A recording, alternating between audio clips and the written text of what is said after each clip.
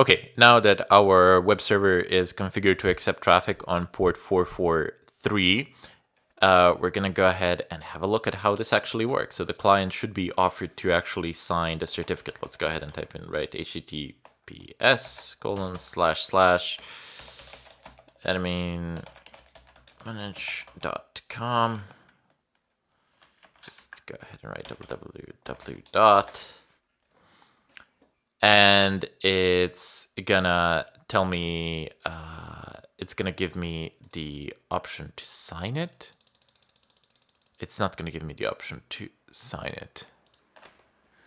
Let me just go ahead and have a look. Yep, add exception. So add except. So you will basically just click on advanced, add exception, confirm security exception, and there you go. You are on the fake website.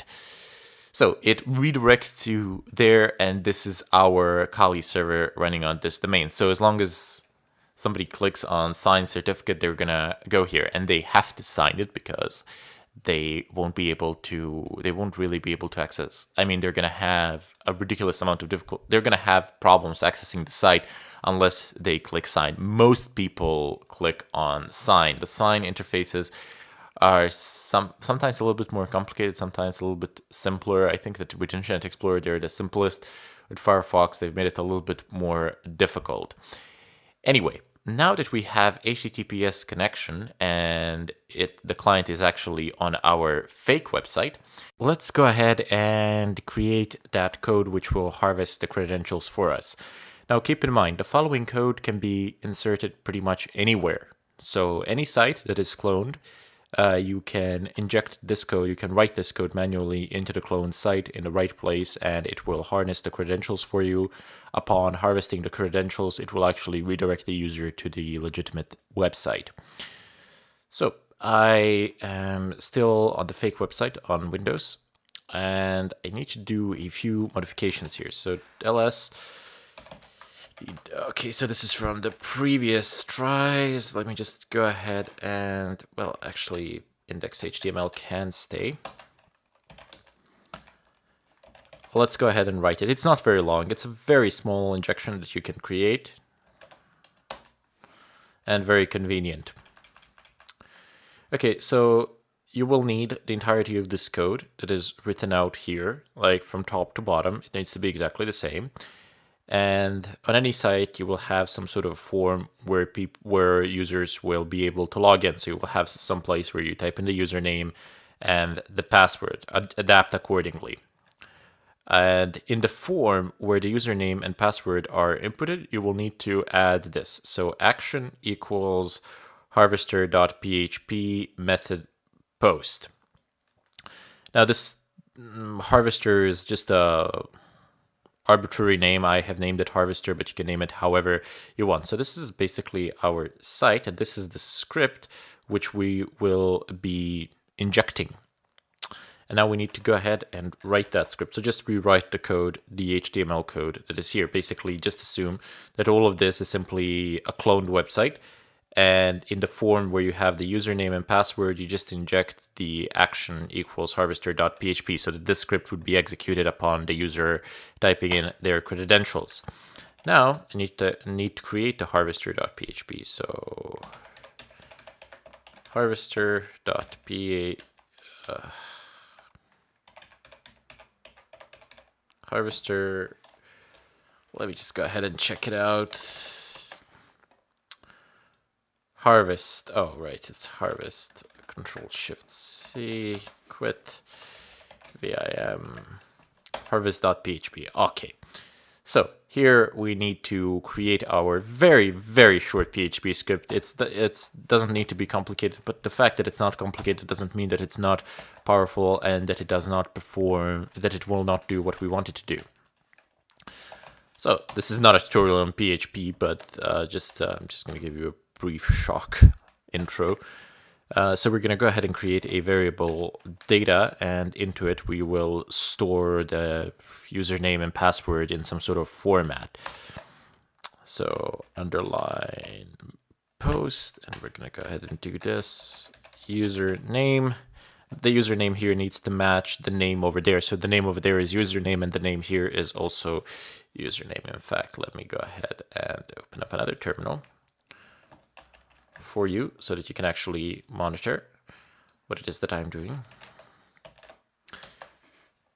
Okay, so name equals username, and it needs to be username here. So just whichever site is cloned, well, aside from the fact that you need the permission, make sure that you change the script accordingly. So you don't need to change the logic of the script, just certain names within the script if they are different. And we're gonna concatenate that with a dash, so we'll have a format like username and then dash, and then you will have a password. And then let's go ahead and concatenate that with a password. So post password, something this is what set toolkit would do, something similar to this, except it will clone the entire site for you, but I will also show you how you can clone the sites. And we can go ahead and insert a new line here. It doesn't, but if we, let's just insert a new line, it doesn't matter. And then we shall, we're gonna go ahead and type in my file. So this shall be equal to, how shall we name this?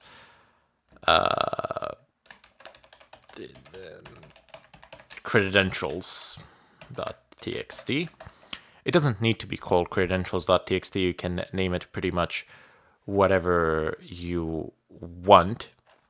I mean, not a big deal. But we just need the quote marks here for the name of the file. Didn't place that one there. So you can name your file however you want. It doesn't really matter. It can be tralala.txt. I don't think that it even needs to be a txt. And then we need a file handler, which is going to be equal to fopen. And we're going to go ahead and state credentials. Let me just see if I'm typing in this right. fh equals fopen, then open these up.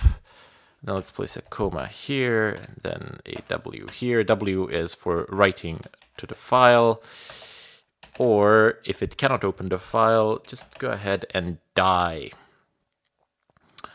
And then I'm gonna type in can't open file, just a debug thing. I mean, you don't even need to write this, but hey, it's nice to actually have it there. If for some strange reason the file cannot be opened, you can be warned of that. Next up, we're gonna type in write. So we're gonna write to the file, and we're gonna use the file handler for that. Oops, file handler for that, and then we're gonna go ahead and type in data. And then we need to close the file when we're basically done with it. So close fh. Okay, so that should be it, right? Let me just go ahead and check that. Right. It's not supposed to be credentials here. It's supposed to be my file. My apologies. So my file is the variable and credentials is the actual text file. Don't know why I got those two confused there. Okay, so for the time being, I'm not gonna enable the redirect, but redirect is just one very short line of code. However, let's just see how this works for the time being. Let's go ahead and write quit. And we're gonna quit here. So that should be fine. And let's go ahead and reload the site and type in test 1, 2, 3. Submitting can't open file. Okay, so a simple enough error which we're gonna solve very shortly. So we need to create the file. So touch credentials.txt, and we need to do chmod I'm just going to go ahead and type in 666 initials and do LSL. Read write for everyone. So 666 is read and write privileges for everybody. All around writing privileges. Okay, let me just go back and submit now. Okay, it does nothing happens there, which is what we wanted. So just cat credentials, and there you go. So you have test, and then you have test123, which is the password. So very, very, very simple. Now, if you wanted to create a redirect, I'm running a little bit short in terms of time, so we're gonna just go ahead and do that in the follow-up tutorial. It's gonna be very short and simple.